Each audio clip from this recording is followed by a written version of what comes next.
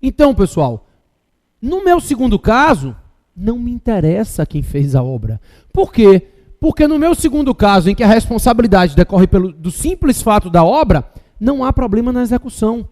Nesse segundo caso, e é esse que eles vão perguntar para vocês em prova, preste atenção nisso, não me interessa quem é o executor da obra. Afinal de contas, o dano não decorre da execução, decorre da obra em si. Nesse caso, a responsabilidade é sempre objetiva e ela é sempre do Estado. Pouco me interessa quem seja o responsável pela execução da obra. Afinal de contas, repito, nesse segundo caso, não houve problema nenhum na execução da obra. Fechado? Maravilha. Entendido responsabilidade por obra, combinei a vocês, eu quero conversar sobre responsabilidade por ato legislativo e por ato jurisdicional. Vem cá. A responsabilidade por atos jurisdicionais, a princípio, não existe. O que eu estou dizendo a vocês é que, a princípio, o Estado não é responsável pela atuação judicial dele. Os atos judiciais, eles são recorríveis e não indenizáveis. Essa é a regra, tá? A princípio, se você está se sentindo prejudicado por uma decisão judicial, recorra. A indenização não é o caminho correto. Tem exceção? Claro. A exceção está no próprio texto constitucional. O artigo 5º, inciso 75 da Constituição. Eu não sei escrever 75 em romano. É verdade. Não estou brincando, não. O artigo 5º, inciso 75. Eu não preciso escrever, não. Você põe aí. Artigo 5º, inciso 75. Como é? Não, IME não. Você é pior do que eu. Ou é D ou é L. 75 é o inciso. IME é 1000, meu querido. Se eu botar IME, eu vou estar falando do artigo 1000 e lá vai cacetada. Ou é L ou é D. Como eu não sei, deixa para lá. Artigo 5º, inciso 75 da Constituição Federal, estabelece o seguinte. Espera aí, só um minutinho. É L. Eu sei sim escrever. Estou bombando. Artigo 5º, inciso 75 da Constituição Federal, estabelece que o Estado responde se alguém fica preso por erro judiciário. Tá? O artigo 75 fala em erro judiciário e fala também na responsabilidade para aquele que fica preso além do tempo previsto em sentença. Isso não é judicial, né? Se você fica preso além do tempo previsto na sentença, a responsabilidade é objetiva sim, mas não é jurisdicional, é ato administrativo. Mas ela estabelece uma responsabilidade por ato jurisdicional, que é aquela responsabilidade que, por erro judiciário, ocorre a prisão de alguém. Como a pena privativa de liberdade, ela é uma pena muito restritiva, né? Ela é uma pena que causa um prejuízo maior, uma restrição maior. Então, se por erro judiciário você perde a liberdade, o Estado deve indenizar responsabilização por ato jurisdicional, nesse caso expresso da Constituição. A responsabilidade por atos legislativos também, como regra, não existe. Aqui, eu preciso que vocês tomem cuidado com uma coisa. Primeiro, lei. O que é lei? Seu professor de constitucional ensina isso melhor do que eu. Mas, rapidamente, eu quero que você saiba que a lei pode ser analisada em sentido formal e em sentido material, né? Lei em sentido formal é aquela elaborada pelo Congresso com aprovação do presidente. Claro que eu estou falando de uma lei federal. Mas é aquela elaborada pelo Legislativo com aprovação do chefe do Executivo. Isso é uma lei em sentido formal. A lei em sentido material é aquela lei que estabelece normas gerais. Então, como regra, as leis são leis em sentido formal e material. Elas são elaboradas pelo Legislativo e sancionadas pelo chefe do Executivo e estabelecem normas gerais. Existem algumas exceções, por exemplo, medida provisória. Uma medida provisória não é lei em sentido formal, porque ela é expedida pelo chefe do Executivo, mas em sentido material é, porque ela estabelece uma norma geral e abstrata. E nós temos algumas leis que a gente chama de lei, mas que só é lei em sentido formal. No direito administrativo é muito comum a gente se referir ao que nós chamamos de lei de efeitos concretos. Lei de efeitos concretos é uma lei expedida pelo Legislativo com sanção do Executivo, mas para a edição de um ato concreto. Ou seja, a lei de efeito concreto ela é uma lei em sentido formal, Mas em sentido material ela é um ato administrativo, porque ela estabelece regra específica. Ela é um ato individual, que se refere a um ou mais indivíduos específicos. A lei em sentido formal, mas que materialmente estabelece efeitos concretos, gera responsabilidade do Estado normalmente. Uma lei de efeitos concretos, ela é um ato administrativo para fins de responsabilização. No sentido material, ela é um ato, portanto, ela gera responsabilização. Por isso, quando você abrir qualquer livro para estudar o tópico responsabilidade por atos legislativos, não se está falando de leis de efeitos concretos. Quando vocês encontrarem responsabilidade por atos legislativos, está falando em lei mesmo, aquela lei em sentido formal e material, que estabelece normas gerais e abstratas. E aí eu pergunto a vocês, pelo que a gente aprendeu no bloco passado, sobre danos que geram indenização, eu disse a vocês o quê? Qual é o dano que gera indenização? Aquele dano específico e anormal, não foi? Se a lei estabelece regras gerais, os danos causados por uma lei são específicos e anormais? Não. Os danos causados por uma lei são restrição geral à coletividade e, por isso, também não são indenizáveis. A regra geral é a não responsabilização do Estado por atos legislativos. Pelo fato deles serem gerais e abstratos, não geram a responsabilização do Estado. Tem exceção? A doutrina traz. Aqui eu acho muito teórica, vale a pena saber para a prova objetiva, mas não consigo visualizar uma situação prática. De qualquer forma, em prova objetiva você vai dizer que os atos legislativos geram responsabilização desde que eles causem um dano específico a alguém, seja uma lei que cause um dano específico a alguém e desde que essa lei seja inconstitucional. Essa é a parte interessante. A doutrina entende que para haver responsabilização por ato legislativo, não basta que a lei cause um dano específico, ela tem que ser uma lei declarada inconstitucional. Leis constitucionais não gerariam a responsabilização do Estado. Então, teria que ser uma lei que estabelecesse, causasse um dano específico e que estabelecesse esse dano por meio de uma norma inconstitucional. Fechou? Maravilha. Responsabilidade civil é isso. Quero conversar com vocês agora sobre atos administrativos. Muda a página do caderno, eu vou apagando o quadro aqui, que a gente vai conversar sobre atos. Vamos lá. Nesse meio tempo, eu vou rapidamente dizendo a vocês que já matamos princípios, poderes e organização administrativa. E hoje terminamos a matéria de responsabilidade civil. Então já foram 4 matérias que a gente conseguiu tratar direitinho. A matéria de princípios, né? Conversamos dos princípios mais cobrados. Falamos em poderes administrativos, organização administrativa, administração direta, indireta. E terminamos responsabilidade civil agora, para ingressar numa matéria de uma importância singular, que é a matéria de atos administrativos. Importante porque eu gosto? Não. Importante porque é cobrado em prova invariavelmente. A matéria de atos administrativos eu considero a matéria mais cobrada em prova de administrativo.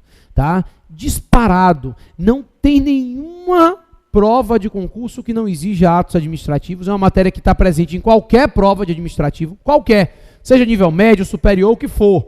E tem um diabo de um bichinho dentro da minha... Não é um bichinho. É uma... Eu sujei mais, deixa para lá. E esses atos administrativos não só estão em todos os editais, como eles são cobrados efetivamente, cobrados bastante. Vamos lá. A primeira coisa que eu tenho para dizer a vocês, nem todo ato que a administração pública pratica é ato administrativo. Pode começar por aí. Ato administrativo não é a mesma coisa que atos da administração. Nem todo ato praticado pelo Estado, nem todo ato praticado pelo poder público, nem todo ato praticado pela administração é ato administrativo. A doutrina estabelece o seguinte: os atos praticados pela administração pública, os atos da administração, podem ser de 4 espécies, inclusive ato administrativo. Vamos lá. A primeira espécie, atos políticos.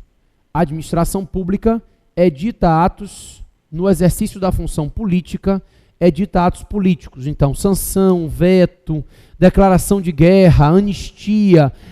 Nessas situações, o administrador público não está atuando no exercício da função administrativa e sim no exercício da função política. Esses atos são políticos, eles têm um regramento peculiar, um controle diferenciado do judiciário, um controle bem restrito. Então, a princípio, atos políticos não são atos administrativos. Não me interessa. Também, a administração pode praticar alguns atos materiais.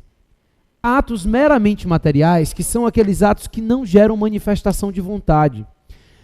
A simples execução de uma atividade não é um ato administrativo, né? O simples exercício de uma atividade material não é um ato administrativo, não tem manifestação de vontade. É assim, ó, a administração edita um ato determinando a demolição de um prédio. Isso é um ato administrativo. O ato que determina a demolição de um prédio é um ato administrativo, é motivado, tudo bonitinho. Agora, a demolição em si, chegar no prédio e derrubar, isso não é um ato administrativo. Isso é um simples ato material. Tanto que eu posso contratar uma empresa para fazer isso. O ato administrativo é aquele ato que manifesta a vontade. Os atos materiais, aqueles atos de simples execução, são atos da administração, mas não são atos administrativos. Em prova, você vai encontrar esses atos materiais com o nome de fatos administrativos. Fatos administrativos são exatamente esses atos que a administração pratica de simples execução de atividade. Não são atos nas quais se manifesta a vontade, simples atos materiais. Na verdade, eu vou pedir para você notar uma coisa com cuidado aí. A expressão fato administrativo pode ser vista em você em prova em dois sentidos. O primeiro é esse, fácil. Eu considero fatos administrativos os atos meramente materiais da administração, atos de mera execução, que não geram manifestação de vontade. Também considero os fatos administrativos aqueles fatos da natureza que repercutem no direito administrativo. Então é um incêndio que acaba com uma escola pública e aí gera rescisão de contratos, ou seja, um fato da natureza que gera consequências no direito administrativo, a gente também chama de fato administrativo. Certinho? Maravilha. Também a administração pública pratica atos regidos pelo direito privado. Então, em algumas situações, o Estado atua sem prerrogativa de poder público. Quando ele atua no direito privado, obviamente, ele não se vale daquelas prerrogativas, da supremacia do interesse público sobre o privado. É uma doação sem encargo, é uma permuta. São atos nos quais o Estado atua como se fosse um particular, sem prerrogativa de poder público, sem que o regime de direito público imponha algumas prerrogativas, algumas vantagens ao Estado. Maravilha? Maravilha, porque, por fim, o Estado também pratica atos administrativos. Então, a administração pública também pratica atos administrativos e são esses que nos interessam no fim das contas, né? São esses que são objeto do nosso estudo. E aí eu pergunto a vocês, o que é que são atos administrativos? Vou te dar um conceito bacana. Eu vou te dar um conceito interessante, porque ele é um conceito que, se cair na tua prova, ele não só explica o que é ato administrativo, como ele diferencia das outras espécies. Quer ver? Vou até botar o conceito aqui do lado para você conseguir entender. A lei diz assim, a lei o que? A doutrina diz assim, os atos administrativos são aqueles atos exercidos, praticados no exercício da função administrativa sob o regime de direito público, exprimindo uma manifestação de vontade do Estado. Vou repetir. Olha como ficou fácil. Os atos administrativos são aqueles atos praticados no exercício da função administrativa, sob o regime de direito público, exprimindo uma manifestação de vontade do Estado. Raciocina comigo agora? Os atos administrativos são praticados no exercício da função administrativa, por isso não são atos políticos. São praticados sob o regime de direito público, portanto não são atos privados. E manifestam vontade do Estado, portanto não são simples atos materiais. Olha que legal. A gente ficou com um conceito de atos administrativos que não só conceitua, como diferencia das outras espécies de atos que a administração pratica. Eu vou repetir, porque ficou bem bacana. A ideia é de que os atos administrativos são praticados no exercício da função administrativa e não política, sob o regime de direito público e não privado, e manifestando vontade do Estado. Então não são simples atos materiais, simples atos de execução. Fácil? Deixa eu fazer uma pergunta a vocês. Vou começar pelo mais fácil, que eu vou dando para vocês confiança. Vou dar confiança a vocês. Minha primeira pergunta é, posso dizer que nem todo ato da administração é ato administrativo, certo? Claro, né? Acabei de dizer que existem atos políticos, será? Então nem todo ato da administração é ato administrativo. Minha pergunta agora inverte. E eu posso dizer que nem todo ato administrativo é ato da administração?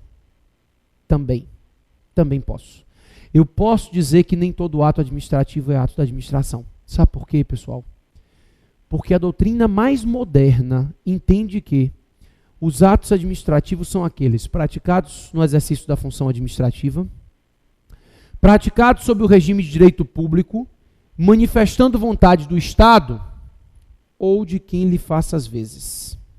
Então, manifesta a vontade do Estado ou de quem lhe faça as vezes. Ou seja, não só o Estado pratica atos administrativos, também aqueles que atuam por delegação, também aqueles que atuam por meio de contratos de concessão, permissão, aqueles agentes que atuam por delegação do Estado, também praticam atos administrativos.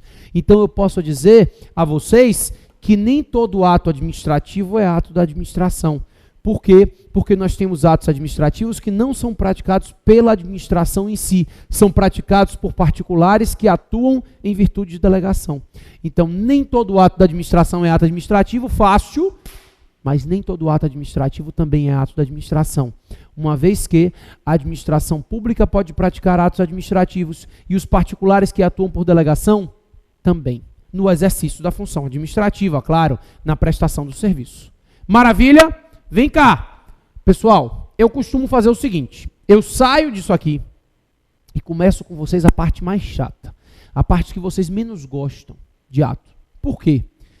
Essa parte que vocês menos gostam, eu aproveito esse início da aula que vocês ainda estão curiosos em entender a matéria, e aí a gente mata essa parte chata, e depois a gente trata de atos em espécie, elementos, atributos, anulação, que vocês se divertem muito. Então eu começo com a parte mais chata, que é a parte de classificação de atos.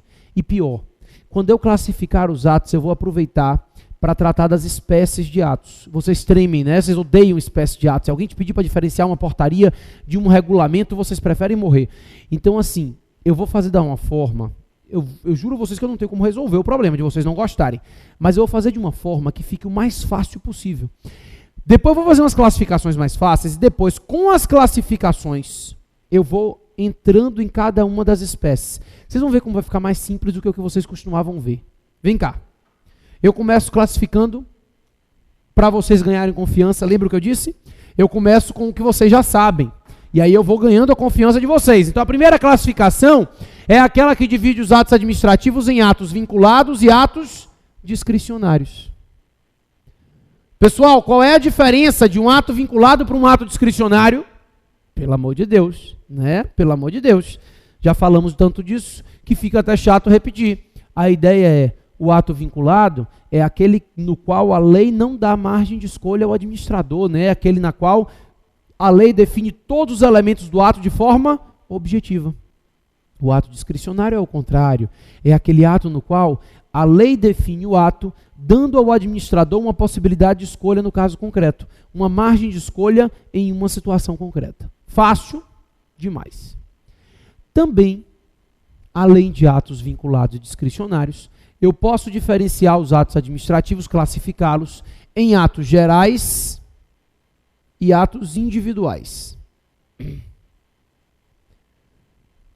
O ato geral, pessoal, é aquele que não se refere a indivíduos específicos. O ato geral, como o nome já diz, ele é geral. Ele se refere a uma situação. Eu gosto sempre de conceituar assim. O ato geral, ele se refere a uma situação. E aí, todo mundo que se enquadre na situação fica sujeito ao ato. O ato não se refere a ninguém, ele se refere a uma situação. Por exemplo, amanhã, todo mundo que estiver na sala vai ter que vir de farda. Isso é um ato geral. Por quê? Porque eu não estou me referindo a ninguém. Inclusive, se você não vier hoje, não precisa ir de farda. Pois eu posso estabelecer algumas situações em que o ato se refere a indivíduos específicos. Isso é um ato individual. Se eu disser, amanhã, você e você vão ter que vir de farda. O que é que eu vou estar fazendo? Expedindo um ato que se refere a indivíduos específicos. Deixa eu fazer uma pergunta, pessoal. Um ato de nomeação de 300 candidatos aprovados no concurso. um ato de nomeação com 300 nomes, individual ou geral? Individual, porque se refere a indivíduos específicos. Não confunda um ato individual achando que é aquele que vai para um indivíduo. Não. O ato individual é aquele que se refere a indivíduos específicos, 1 a 1 milhão, mas ele não é um ato que se refere a uma situação, um ato abstrato, não. Ele é concreto. Ele vai para indivíduos específicos, obrigando pessoas específicas. Pode ser 1 ou 600. O ato individual se refere a uma quantidade determinada de pessoas. Fechamos? Maravilha. Além dos atos gerais e individuais, os atos podem ser de gestão ou atos de império. Odeio essa classificação. Vou explicar a classificação, daqui a pouco a gente vai ver porque eu odeio. A classificação diz o seguinte: os atos de gestão são aqueles atos nos quais a administração não atua com prerrogativa de poder público.